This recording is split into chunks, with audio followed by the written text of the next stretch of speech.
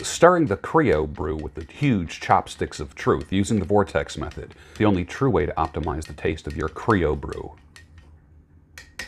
at the molecular level. Good morning. Welcome to the Daybreak Show. I am the Sultan. We'll get started, but first, Creo brew, which is basically roasted ground cacao.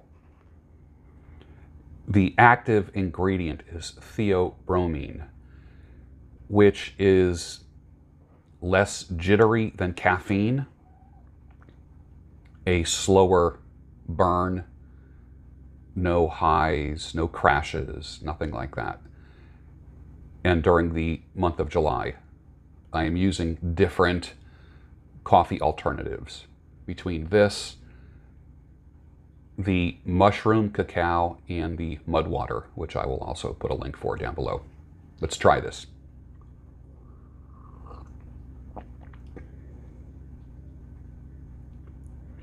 It reminds me of hot chocolate that's not sweet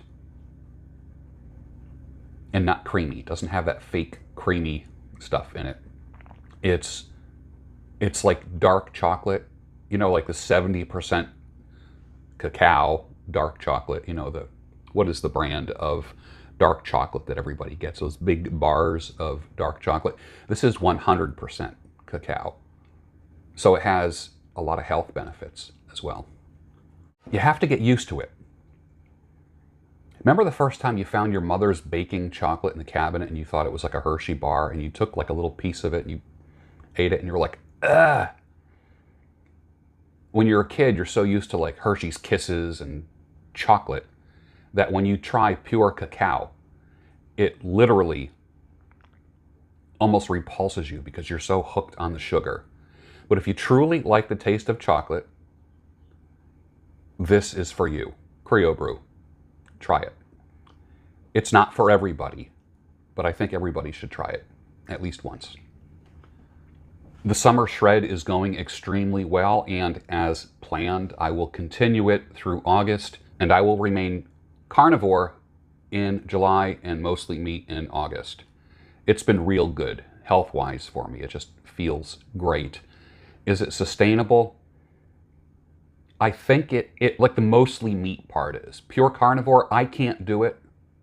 I can't do it.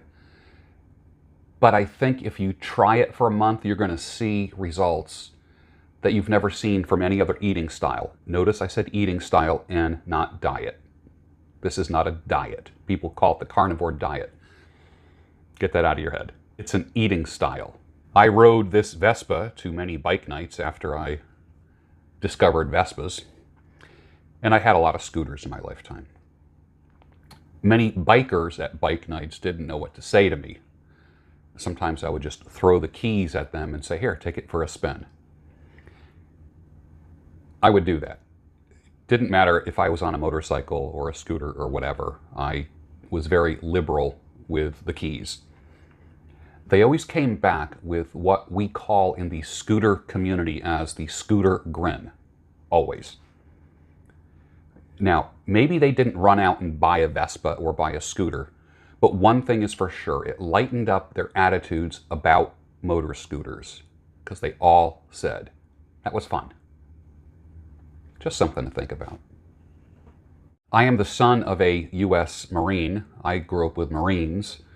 My dad hung out with Marines and connected with them wherever he went throughout most of his life. And I can attest to this, that these men are ready to rock at any given moment, even in their 70s and 80s. We used to say, when the shadoobie hits the fan, you probably will thank God that you know a Marine.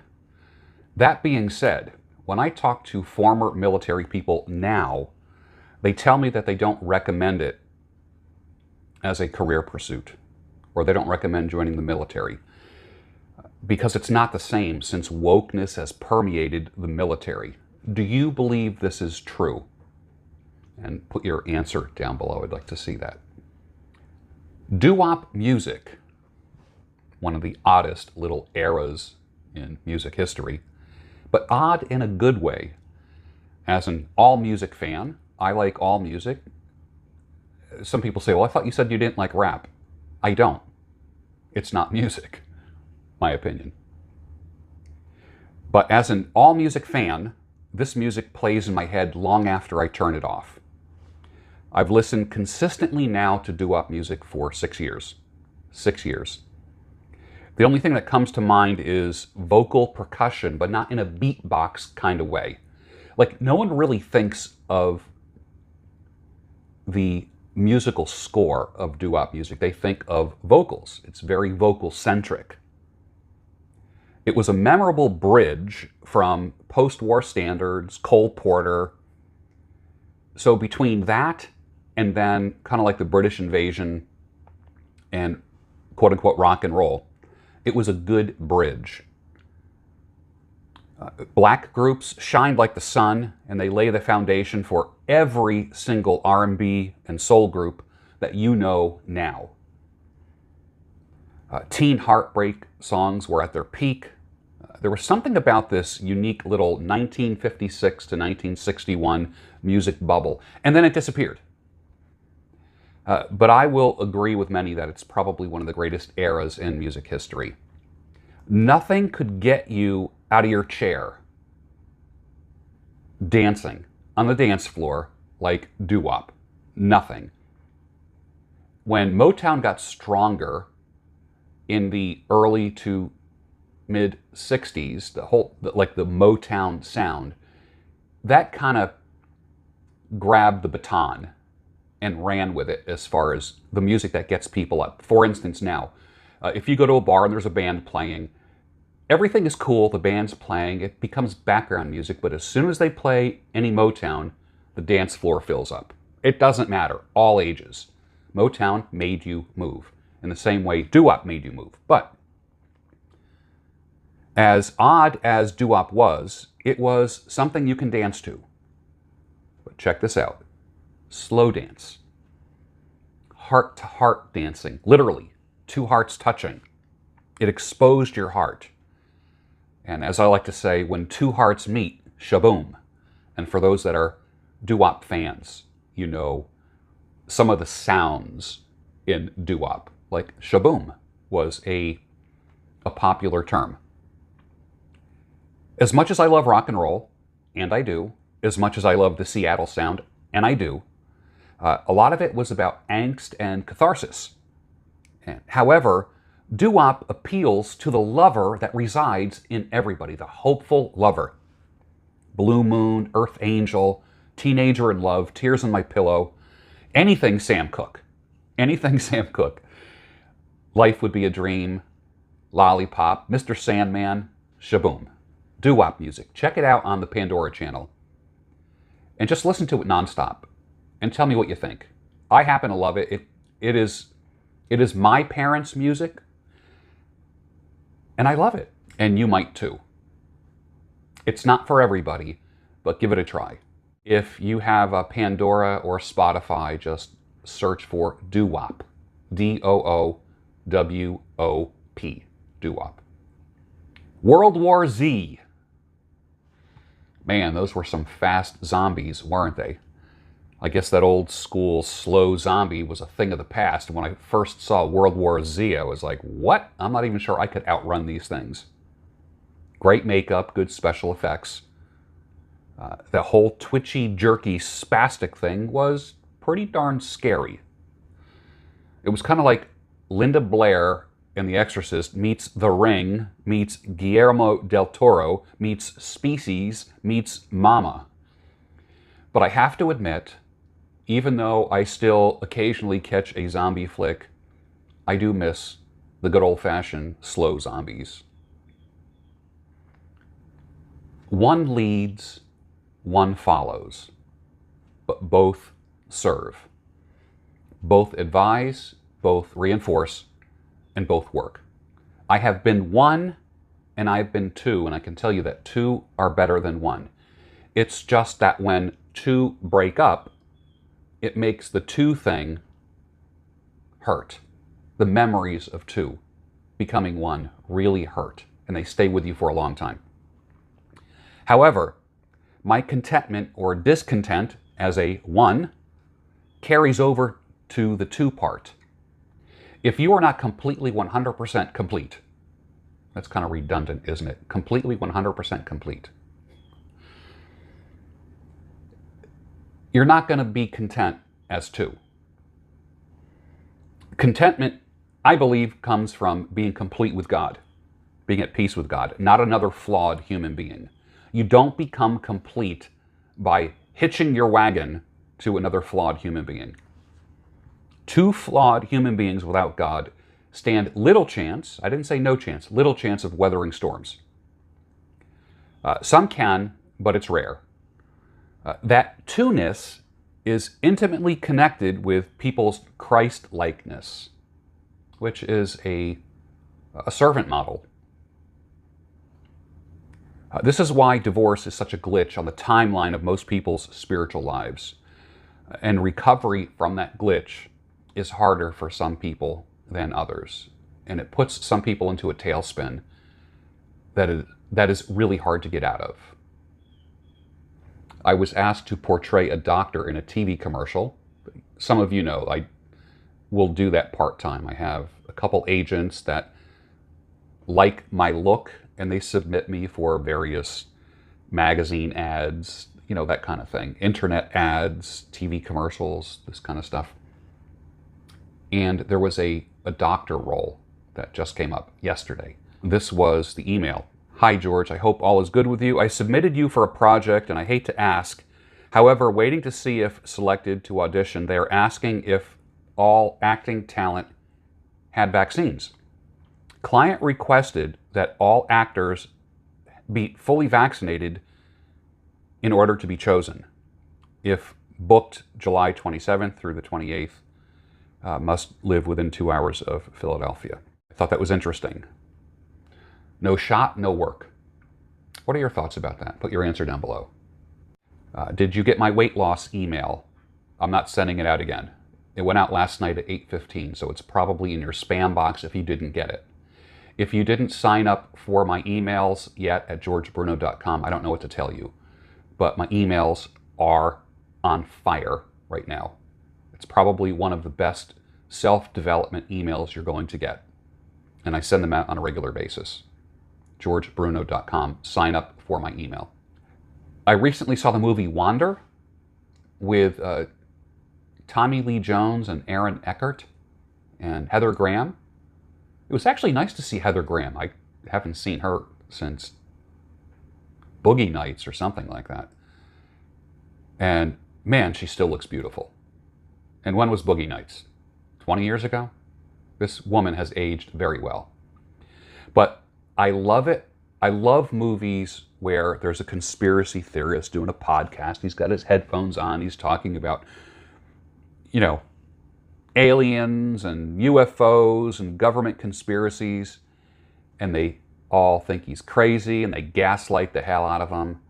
And I love it when at the end of the movie, he's right, 100%. What's the difference between conspiracy and truth? About 6 to 12 months. Watch my videos from over a year ago. Watch my videos from February and March of last year. And you tell me if I'm right or wrong. Into the flood again.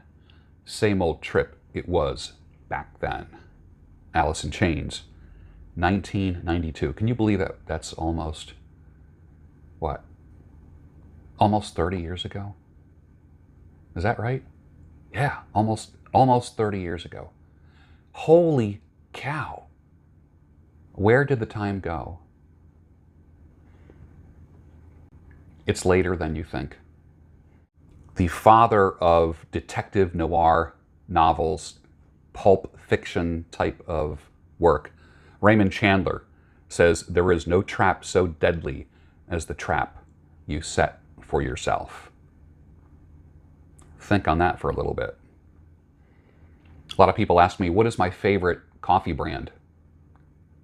Here's my answer. The kind that I roast myself at home. I woke last night to the sound of thunder. How far off I sat and wondered. Started humming a song from 1962. Ain't it funny how the night moves? When just don't seem to have as much to lose. Strange how the night moves. Bob Seger, 1976. Whenever I see a gnarly root on a tree, or a small tree, or a burl, I automatically think, I wonder what that would look like if I put it on a lathe. Do you ever think that? Like, you ever watch wood turning videos on YouTube and just see like these big gnarly roots or burls, and they turn them down and the grains are breathtaking, and they don't really stain them, they just put oil on them, and that grain, it's amazing. A little bit of oil just makes that grain pop. It's magnificent. But do you think that way? I do. When I see certain pieces of wood with what I call like junctions, with, you know, where there's 3 branches coming out of like there's a tree and then there's like 3 or 4 branches coming up. I just think of like cutting off that part and putting it on a lathe and just making a bowl out of it or something like that. Give me a man who effed up, paid the price, did the time, saw the error of his ways, got his crap together, and is now committed to a new direction. Give me 100 of those guys and I can change the world. The funniest signs and stickers are in thrift stores, particularly like a Goodwill store. Here is a 5-pound iron dumbbell. You can feel good about your purchase because it was tested and it works. Because you wouldn't want to take a chance of buying that 5-pound dumbbell and not having it work. That's a picture that I took in a thrift store. I think that's hilarious. Here's a ghost story in 1 paragraph. The fearless captain of the ship who completed all dangerous missions was asked, "Is it really that you were never really scared?" He replies, "Well, we transported cargo, 10,000 dolls from China, and we hit the storm. And when the ship tilted to the left, all of these 10,000 dolls said in chorus, 'Mama.' It was then that I was really scared." A ghost story in 1 paragraph.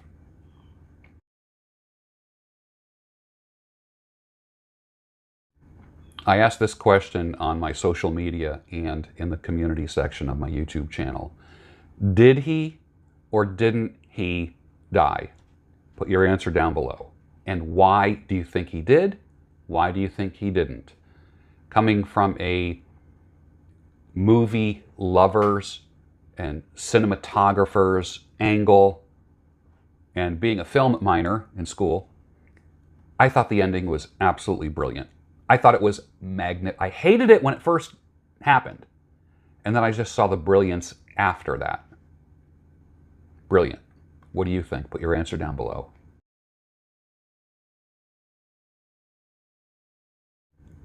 Australian boys are pulled out of their classrooms to paint their nails pink as a lesson on toxic masculinity. No, there's no war on men. Nothing to see here. Just keep moving, folks. The true men's development arena is apolitical. In other words, not political. There's no partisanship when it comes to men's development. You're a man first and foremost, not a Republican, not a Democrat, not a Libertarian, not an Independent. You're a man first. Everything else comes second. Never forget that. Did you see my interview with Zach Small on YouTube on his podcast called the Family Alpha Podcast? It is a fun interview that I did where I kind of go deep. Usually I am in the spot of asking questions, but the tables were turned and it ended up being just a bag of gold nuggets. Lots of wisdom in there as I reached deep into my soul for answers to his questions. You want to check that out? I'll put the link down below. Would you trade places with the people that criticize you? And I'm not talking about constructive criticism for those of you that are tone deaf and don't understand nuance. I'm talking about the people who attack you. Would you trade places with them? I guarantee you the answer is no. Personality-wise, financially, socially, nah. People who are doing better than you, they don't have time to criticize.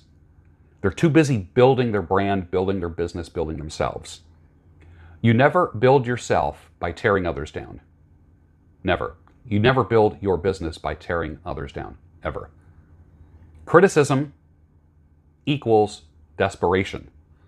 Criticism always comes from below you, never above you. Guaranteed. Remember that, wherever you are in life.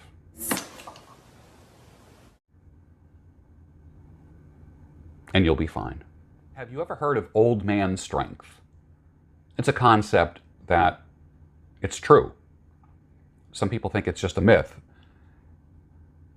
Old man strength, the Urban Dictionary, such a authoritative source, defines old man strength as the uncanny ability of older men to lift copious amounts of lumber, heavy furniture, and beat their sons in arm wrestling. Boom! It's kind of funny, but it's an accurate definition.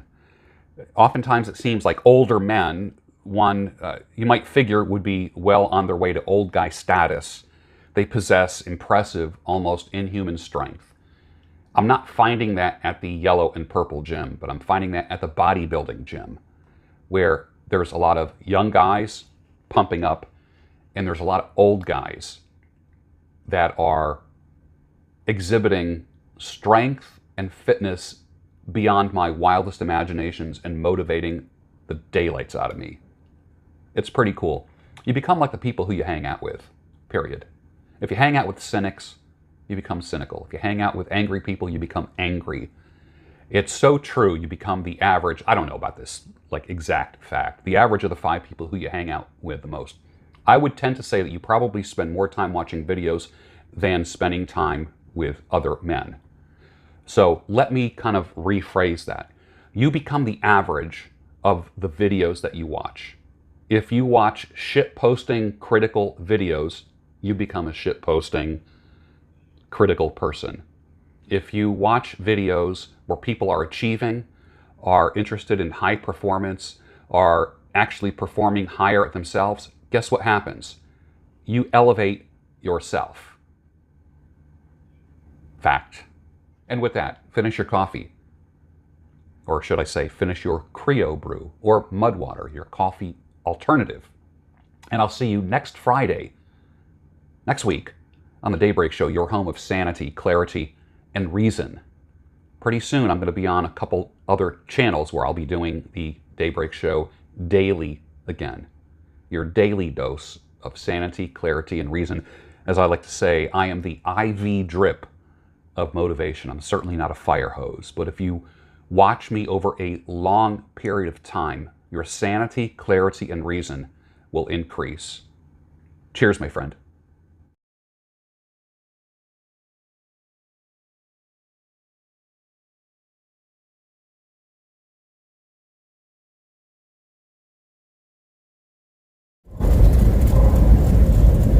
She says every time I'm showing her, she says it's going to make it look like we're lost. We're not lost.